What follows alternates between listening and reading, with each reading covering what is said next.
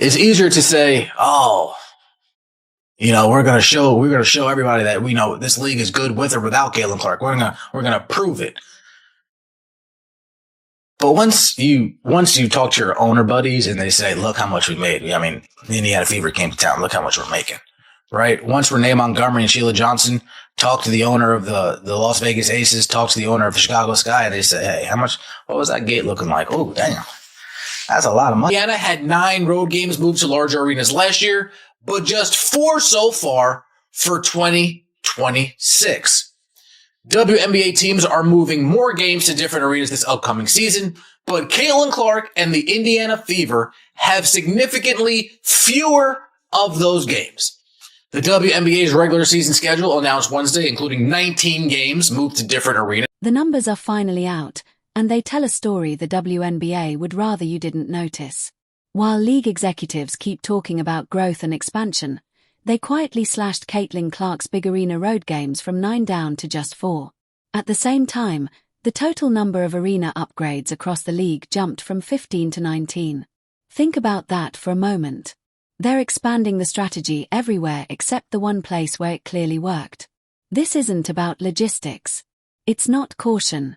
It's a deliberate decision, and the people behind it have names, faces, and very specific motivations to prove the WNBA doesn't need Caitlin Clark. The 2026 schedule just dropped, and buried in the fine print is a pattern that's impossible to ignore. Last season, whenever the Fever hit the road, teams rushed to move games into NBA-sized arenas because demand was overwhelming. Connecticut did it. Atlanta did it. Washington did it. Standard WNBA venues simply couldn't handle the crowds Caitlin Clark was pulling. The financial impact was undeniable. Attendance records were shattered. Indiana averaged more than 15,000 fans per road game, nearly 4,000 more than any other team. And remember, Clark only played in 3 of those upgraded games before her injury. So if the formula worked, if the money was there, if the fans proved they'd show up in massive numbers, why pull back? Why cut those opportunities by more than half while increasing arena moves for other matchups? If you think the real story matters, hit that like button right now. It tells us we're asking the right questions. Because this goes much deeper than a simple schedule release. Let's start with the league's official explanation. They're calling it caution. They point to Caitlin Clark's groin injury last July, saying teams don't want to commit to large venues without knowing she'll be available. On the surface, that sounds reasonable. But the real-world test already happened. When Clark went down mid-season, the crowds didn't disappear. Fever games still sold. Attendance stayed strong. Demand didn't vanish. So if the injury excuse were legitimate, you'd expect a small adjustment, not a 55% reduction in moved games while the rest of the league expands. That's where this stops being about planning and starts being about power. Because when you look at who's making these decisions, the names matter. Renee Montgomery, part owner of the Atlanta Dream, approved 1 Fever game at State Farm Arena last season. This year, 0.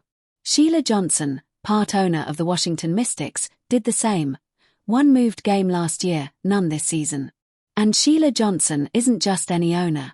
She's the same executive who publicly criticized Time magazine for naming Caitlin Clark Athlete of the Year, insisting the honor should have gone to the league as a whole.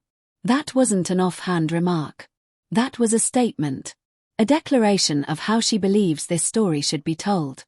Mystics, Connecticut Sun, and Atlanta Dream each moved 1 game against Indiana last year, but none for the upcoming season.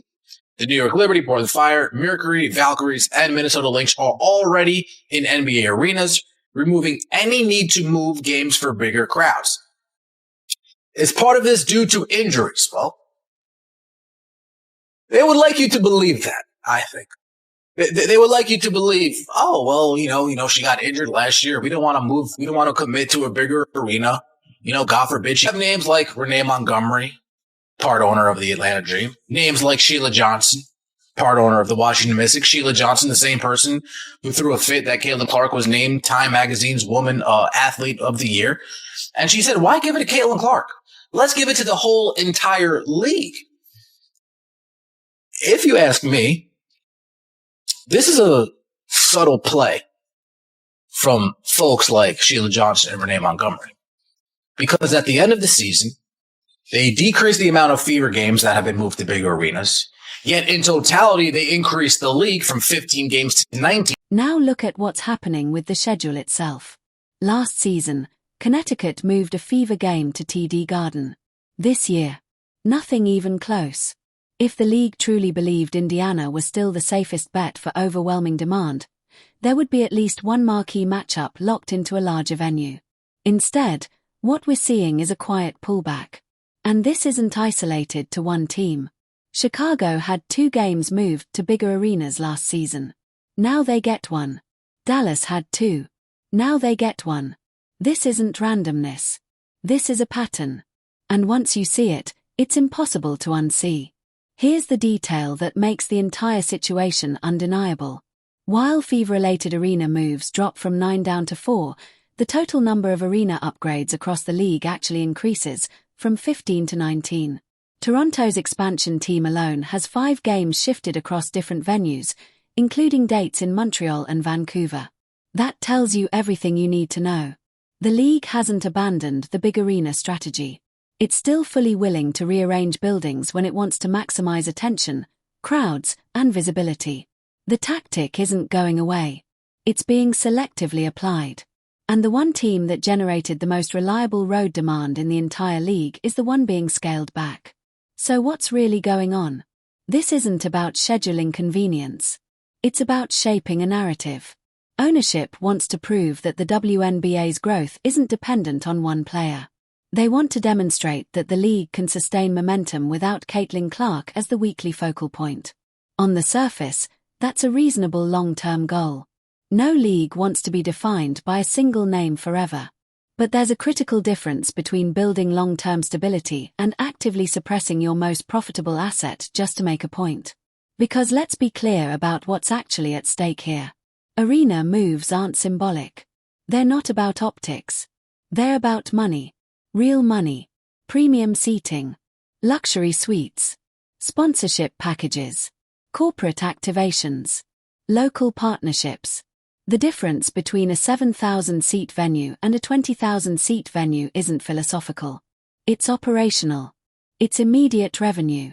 When you choose the smaller building, you're not just passing on ticket sales. You're passing on everything that comes with filling a major arena. Corporate business shrink. National attention drifts. The energy that follows a fever game into any city gets muted before tip-off even happens. And many of you have been calling this for weeks. You are onto something. The setup for this season doesn't look like a growth strategy. It looks like a live experiment with the league's most valuable draw. If early attendance and viewership hold without Clark dominating the spotlight, the league will call it validation. They'll say it proves the product has reached stability, that the baseline audience is finally strong enough to stand on its own. But if the numbers slip, the escape hatches are already built in. They'll point to CBA uncertainty. External noise, timing issues, and then, quietly, mid-season adjustments will start appearing, suddenly restoring the most profitable matchups to the biggest venues. That's the hedge. The league is trying to prove it never needed Caitlin Clark, while keeping her as the emergency lever if the experiment starts to wobble. And the people driving this strategy aren't operating in a vacuum. Renee Montgomery and Sheila Johnson are part of ownership groups that influence how the league presents itself. Their public comments tell you exactly how they want the story framed. Johnson's pushback against individual recognition was never about fairness. It was about control. About keeping the narrative centered on collective achievement rather than singular impact, even when that singular impact is the reason arenas were selling out. Connect the dots. You have ownership groups led by figures ideologically opposed to elevating one star. You have a schedule that deliberately reduces the most profitable road matchups while expanding the same strategy elsewhere. You have official explanations that don't align with real-world evidence. And you have a league gambling that its most successful season could have happened without its biggest draw. Just to prove a point. And look at how calculated the timing is. The 4 fever games that do get larger venues are all scheduled deep into the calendar. July 5th against Las Vegas, August 8th against Chicago, August 18th against Toronto, August 20th against Dallas. Every single one comes well after the opening stretch, after the early season buzz has peaked and the cameras have shifted elsewhere. Last year, arena upgrades were stacked early, when attention on Caitlin Clark was at its absolute peak. This year, the strategy is reversed.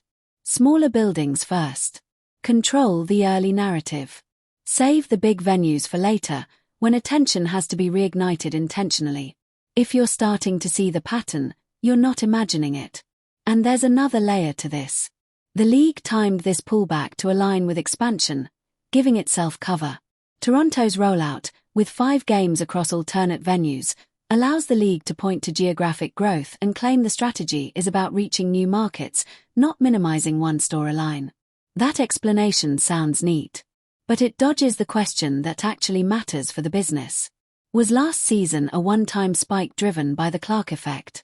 Or did Caitlin Clark create a durable audience that stays engaged even when she isn't the centerpiece every single week?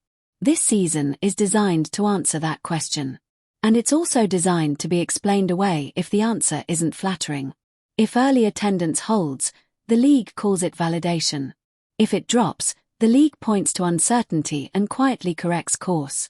Watch late February and March. Watch who suddenly finds a path to a bigger building. Watch how fast principle gives way to practicality when revenue gaps become impossible to spin. Because here's the reality no messaging can erase.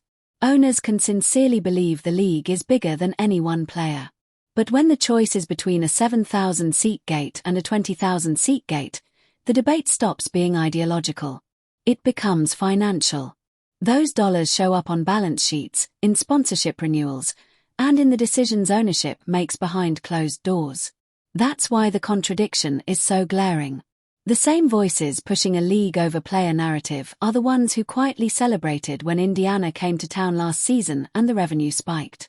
Renee Montgomery can talk collective recognition, but when Atlanta moved that fever game to State Farm Arena, the box office told a different story. Sheila Johnson can criticize individual accolades, but when Washington adjusted venues to meet Clark-driven demand, the Mystics weren't complaining about the receipts.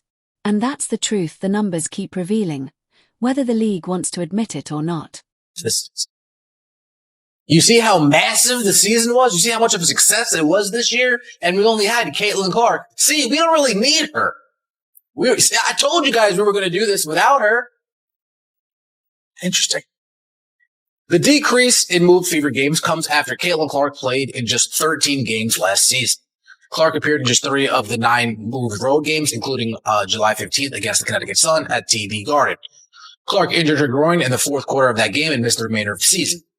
The Fever remained the league's biggest attendance draw last year, averaging 15,884 fans.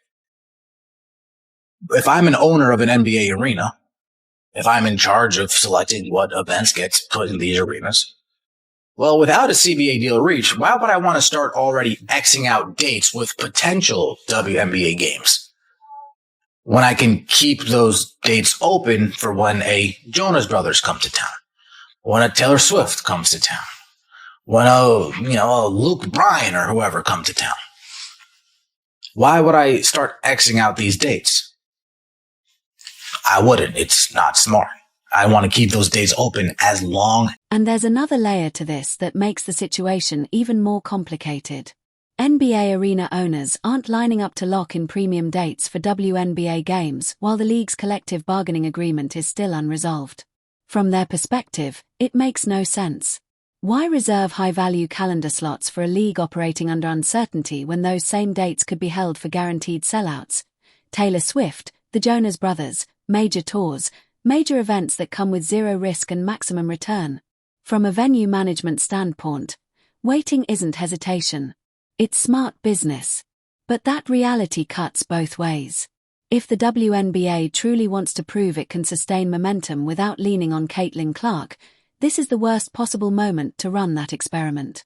You're asking NBA arena owners to gamble on smaller markets and less proven draws while deliberately holding back the one player who consistently guarantees demand.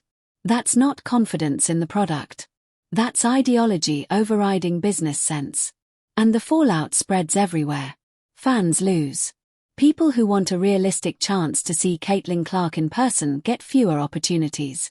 Teams lose. Franchises that could maximize revenue by upgrading venues are instead asked to accept smaller gates early, which is just another way of saying they're being told to leave money on the table. And the league loses, because it sets itself up for a self-fulfilling prophecy.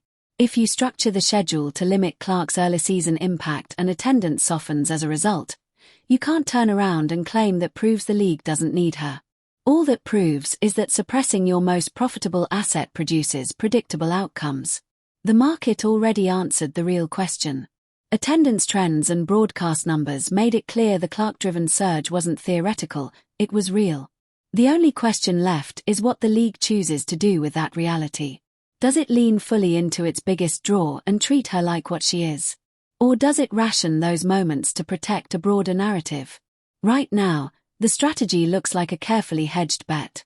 The league wants to say growth isn't dependent on one player, while still reserving just enough upgraded Indiana games to capture some upside. That middle ground helps almost no one. And it creates a season where results can be spun through whatever lens supports a predetermined conclusion. If things go well, it's validation. If things go poorly, it's external factors. Either way, the league has built in enough cover to avoid accountability for the decisions being made right now. But here's the most revealing part. You won't need a press release to know which direction this is heading. You'll see it in late venue swaps. You'll see it in suddenly available NBA arenas. You'll see it in time slots that quietly get upgraded. Teams don't do those things to make a statement. They do them when they realize a statement is costing them money. That's why the next few weeks and months matter more than any debate happening on television. The schedule will tell the truth. If early numbers hold, the league will claim victory. If they dip, watch how fast caution disappears and how quickly the fever become premium inventory again. So here we are, watching a league attempt something ambitious. It wants to prove it can stand on its own, that it can maintain record momentum without centering one superstar every single week. If that works, it's a genuine statement about stability. It means the WNBA has finally built a true baseline audience. But if it doesn't work, there's no talking point that bridges the gap between those revenue tiers. There's no narrative that replaces the electricity Caitlin Clark brings into every city she visits. And in professional sports, ideology lasts right up until it becomes expensive. Then reality takes over. The setup is clear. The motivations are obvious. The names behind the strategy are on record. And the outcome will reveal what the league actually believes, regardless of what it says publicly.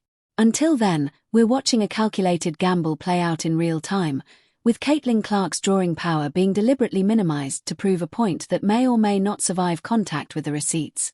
If you want the real story before the headlines catch up, subscribe and turn on notifications. We're tracking every quiet schedule tweak, every venue shift, and every mid-season adjustment when the numbers force their hand. Drop a comment and tell us what you think happens if early attendance doesn't match last year. Does the league stay the course, or pivot back to what actually works?